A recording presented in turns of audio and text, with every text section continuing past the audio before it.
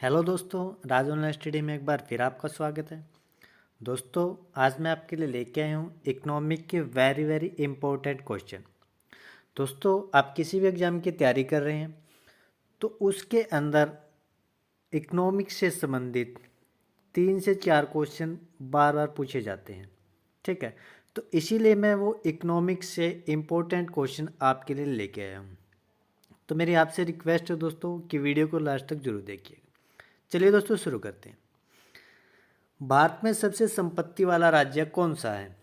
तो सबसे अधिक संपत्ति वाला राज्य वो है महाराष्ट्र। भारत का कितने प्रतिशत आबादी कृषि उद्योग पर निर्भर है? तो 58.9% है जो कृषि उद्योग पर निर्भर है भारत की आबादी। राष्ट्रीय पदार्थ से सकल लाभ में कितने प्रतिशत कृषि उद्योग का योगदान है? तो यह 17.5% का। जीडीपी के आधार पर भारत का स्थान कौन सा है? तो ये 7वें नंबर आता है जीडीपी के आधार पर भारत का स्थान। तो दोस्तों, अभी जो कोरोना काल के बाद जो है वो जीडीपी माइनस में चली गई है। ये जो क्वेश्चन है पहले का क्वेश्चन है। अभी जीडीपी क्या है? 7 पॉइंट कुछ समथिंग, मतलब माइनस में है। आगे है पीपीपी यानी परचेजिंग पावर प्रायोरिटी के आधार पर भारत का स्थान कौन सा है? तो भारत का स्थान है 3 नंबर पे। जीडीपी पर कैपिटा के आधार पर सबसे पहले स्थान पर कौन सा देश है? तो यह है कतर। भारत में उच्चतम मानव विकास सूचकांक किस राज्य में है? तो सबसे अधिक उच्चतम मानव विकास सूचकांक है तो वो राज्य है केरल राज्य। उसके बाद है निम्न में से कौन देश से मिश्रित अर्थव्यवस्था है? तो मिश्रित अर्थव्यवस्था भारत के अंदर है। आगे है आर्थिक क्रियाओं का उद्देश्य होता है। क्या उद्देश्य होता है? उनका उद्देश्य होता है जीविकाउपार्जन। आगे है जनसंख्या वृद्धि से आर्थिक विकास की गति क्या हो जाती है? ये क्वेश्चन बहुत बार आया दोस्तों एग्जाम के अंदर। तो जनसंख्या जब वृद्धि होगी तो आर्थिक विकास की जो गति है वो मंद हो जाती है। आर्थिक विकास के व्याख्यान के विभिन्न आधार कौन कौन से हैं? तो उसके जो विभिन्न आधार ये तीनों की तीनों ही हैं, यानी इनमें से सभी, यानी सकल, प्रति व्यक्ति, आर्थिक कल्याण, आभार। आगे है मानव विकास सूचकांक में भारत का स्थान कौन सा है? तो विश्व में अगर मानव सूचकांक की बात करें तो भारत का स्थान है 126वां। पहला मानव विकास सूचकांक किस अर्थशास्त्री ने तैयार किया था? तो थे महबूब उल हक। प्राथमिक क्षेत्र किसे कहा जाता है? इंपॉर्टेंट क्वेश्चन है। तो प्राथमिक क्षेत्र में आते हैं कृषि, तो कृषि क्षेत्र को पहला प्राथमिक क्षेत्र बोला जाता है। शिक्षक द्वारा अपने पुत्रों को पढ़ाना कौन सी क्रिया है? तो ये क्रिया अनार्थिक भी है और आर्थिक भी है, यानी दोनों है, यानी सी ऑप्शन राइट आंसर है। निम्न में से कौन भारत सरकार का केंद्रीय बैंक है? तो रिजर्व बैंक ऑफ इंडिया जो केंद्रीय बैंक है। राष्ट्रीय विकास परिषद का अध्यक्ष कौन होता है? तो राष्ट्रीय विकास परिषद का अध्यक्ष होता है प्रधानमंत्री। आगे है किस आधुनिक यंत्र के आगमन के बाद सूचना, शिक्षा, ज्ञान सरल सुलभ हो गया है? तो कंप्यूटर के बाद जो वो सारी सूचना और शिक्षा हमारा आसान हो चुका है। उसके बाद है व्यावसायिक बैंक का राष्ट्रीयकरण कब किया गया था? तो ये किया गया था 1969 में। अंतर्राष्ट्रीय व्यापार संबंधी नियमों को निर्धारित करने वाली संस्था कौन सी है? तो विश्व बैंक है जो अंतर्राष्ट्रीय व्यापार के नियम बनाता है। भारत में योजना आयोग का गठन कब किया गया था? इंपॉर्टेंट क्वेश्चन है। यह किया गया था 15 मार्च 1950 को। आगे है बिहार के किस जिले का प्रति व्यक्ति आय सर्वाधिक है? तो सबसे अधिक प्रति व्यक्ति आय बिहार की कौन से जिले की है? तो वो पटना की है। लीची का विश्व में सबसे बड़ा उत्पादक देश कौन सा है? तो लीची का सबसे उत्पादक देश है भारत। कौन सा भारतीय राज्य गरीबी के कुचक्कर का शिकार है? तो बिहार में सबसे ज़्यादा गरीबी है।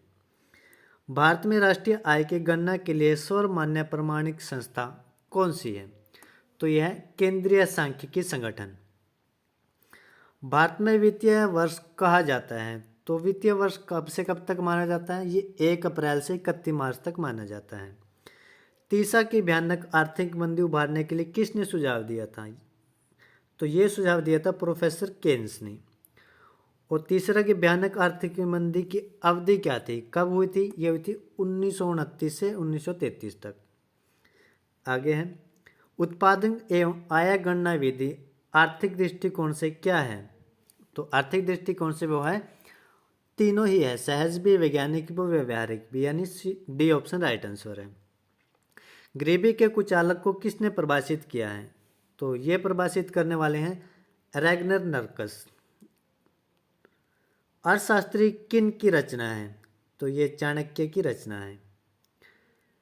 आगे है राष्ट्रीय आय का समिति का गठन किस वर्ष हुआ था? तो ये हुआ था 1949 के अंदर।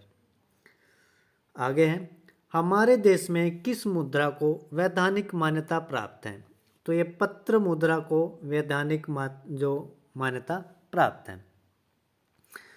कौन सी विधि ग्राह्य मुद्रा है? तो यह है 10 रुपये का जो नोट है वो ग्राह्य मुद्रा उसे बोला जाता है। आजकल मुद्रा का कौन सा रूप अधिक प्रचलन में है? तो पत्र मुद्रा सबसे अधिक प्रचलन में है। कौन मुद्रा के कार्य नहीं है? तो मुद्रा के जो कार्य नहीं है वो लेखन एवं संपादन नहीं है। आगे है किस धातु का मुद्रा के रूप में सर्वाधिक प्रयोग हुआ है? तो सबसे ज़्यादा जो धातु वो सोना और चांदी की धातु है, सबसे अधिक प्रयोग हुआ है मुद्रा बनाने में। कौन सा साख का आधार नहीं है? तो साख का आधार शिक्षा नहीं है। बांग्लादेश की मुद्रा का क्या नाम है? तो टका है बांग्लादेश की मुद्रा का नाम। आगे है किसने कहा था कि कर्ज जमा की संतान है और जमा कर्ज की संतान है? तो ये वाक्य बोलने वाले थे केन्स। आगे है कौन प्लास्टिक मुद्रा के रूप में प्रचलित है? तो प्लास्टिक मुद्रा के रूप में एटीएम है जो प्लास्टिक का होता है। किसने कहा था कि आधुनिक विश्व में उद्योग मुद्रा रूपी वस्त्र धारण किए हुए हैं? तो ये बात बोलने वाले थे पिंगू।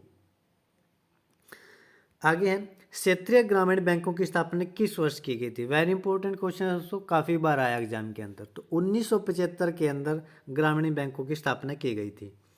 सहकारी नियोजन समिति का गठन किसके नेतृत्व में किया गया था? तो ये किया गया था R.G. सरैया।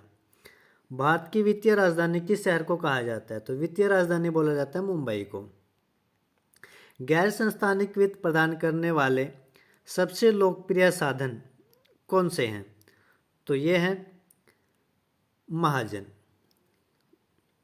आगे है भारत में सहकारिता आंदोलन कब हुआ था? तो सहकारिता आंदोलन था 1904 के अंदर। कौन एशिया का सबसे पुराना शेयर बाजार है? तो सबसे पुराना मुंबई है जो एशिया का सबसे पुराना शेयर बाजार है। आर्थिक विकास का तीसरा क्षेत्र क्या है? तो तीसरा क्षेत्र है सेवा क्षेत्र। उसके बाद है राष्ट्रीय ग्रामीण योजना गारंटी योजना किस महापुरुष के नाम पर है? तो ये महात्मा गांधी के नाम पर जो योजना वो चलाई गई है। अगला क्वेश्चन है स्वर्ण जयंती शहरी योजना रोजगार योजना किस वर्ष शुरू की गई थी? तो ये शुरू की गई थी 1997 के अंदर। एक अर्थव्यवस्था की आधार संरचना का निर्माण क्या होता है? तो उस कृषि उद्योग और सेवाएं तीनों की तीनों ही उसकी अर्थव्यवस्था का आधार होती हैं। ठीक है, आगे है भारत को किस उद्योग के क्षेत्र में अधिक सफलता मिली है? तो भारत को कंप्यूटर सॉफ्टवेयर के जो क्षेत्र में अधिक सफलता मिली है। आर्थिक सुधार संबंधी नवीन आर्थिक नीति कार्यक्रम कब शुरू हुआ था? तो ये शुरू हुआ था जुलाई 1991 के अंदर। पार्ले ग्रुप के थम्स अप नामक ब्रांड को किस बहुराष्ट्रीय कंपनी ने खरीद लिया था? तो ये खरीदा था कोका कोला ने। कौन भारतीय बहुराष्ट्रीय कंपनी है? तो डाबर है जो भारत की बहुराष्ट्रीय कंपनी है। आगे है भारत में वैश्वीकरण की प्रक्रिया कब शुरू हुई थी? ये हुई थी 1991 के अंदर। उपभोक्ता आंदोलन का प्रवर्तक किसे माना जाता है? तो रोल्फ नादर को उपभोक्ता आंदोलन का प्रवर्तक माना जाता है। उपभोक्ता दिवस कब मनाया जाता है? काफ़ी इंपॉर्टेंट क्वेश्चन है। तो ये मनाया जाता है 15 मार्च को। उपभोक्ता जागरूकता आंदोलन की शुरुआत किस देश से हुई थी? तो ये हुई थी इंग्लैंड से। आगे है, उपभोक्ता अधिकारों की घोषणा किस देश से हुई थी? तो अधिकारों की जो घोषणा हुई थी वो हुई थी संयुक्त राज्य अमेरिका से। बिहार में सेवा का अधिकार किस वर्ष लागू हुआ था? ये हुआ था 2011 के अंदर। अंतर्राष्ट्रीय मानवीय संगठन ISO का मुख्यालय कहाँ पे है? तो ये जनेवा के अंदर है। संयुक्त राष्ट्र महासंघ किस वर्ष उपभोक्ता के अधिकारों और सुरक्षा के लिए सिद्धांत निर्धारित किए गए थे? तो ये 1985 के अंदर किए गए थे। मानव अधिकार आयोग की स्थापना कब हुई थी? तो ये हुई थी 1993 के अंदर। भारत में राष्ट्रीय उपभोक्ता दिवस कब मनाया जाता है? तो ये मनाया जाता है 24 दिसंबर को। कौन भोज्य पदार्थों की शुद्धता की गारंटी देता है? तो ये एगमार्क है जो शुद्धता की गारंटी देता है भोज्य पदार्थों की। भारत में उपभोक्ता संरक्षण अधिनियम की घोषणा कब हुई थी? तो ये हुई थी 1996 के अंदर। ठीक है दोस्तों, सॉरी 1986 के अंदर। और यहाँ पे थोड़ा ये मिस्टेक है, यहाँ पे 88 टाइप हो चुका है, 1998 है। तो आंसर है 1986 यानी सी ऑप्शन। आगे है भारत के राज्य में 2 राज्य खनिज तेल के लिए अग्रिम उत्पादक हैं। तो खनिज तेल सबसे ज़्यादा है असम और गुजरात के अंदर। भारत में तेल और प्राकृतिक गैस निगम का मुख्यालय कहाँ स्थित है? तो ये देहरादून के अंदर है, तेल और प्राकृतिक गैस का। भारत में सबसे बड़ी इलायची का उत्पादक राज्य कौन सा है? तो वो राज्य है सिक्किम, जहाँ पे सबसे बड़ी इलायची का उत्पादन किया जाता है।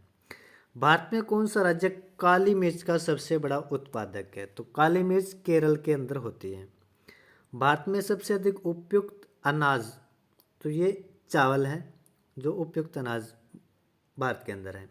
और भारत में किस राज्य में आर्द्र कृषि होती है? तो केरल के अंदर होती है आर्द्र कृषि।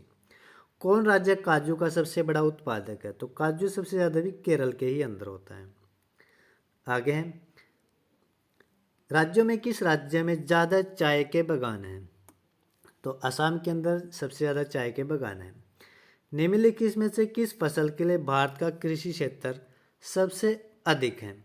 तो चावल के लिए सबसे ज़्यादा भारत का कृषि क्षेत्र है। निम्नलिखित में से भारत के किस राज्य में कोयले की मात्रा सबसे अधिक है? तो उड़ीसा के अंदर सबसे ज़्यादा कोयले की मात्रा पाई जाती है। राष्ट्रीय ग्रामीण विकास संस्था कहाँ पे स्थित है? तो ये हैदराबाद के अंदर स्थित है। भारत में अधिकतम बेरोजगारी, तो उसका जो कारण है वो क्या है? वो संरचनात्मक है। वर्ल्ड डेवलपमेंट रिपोर्ट किसका वार्षिक प्रकाशन है?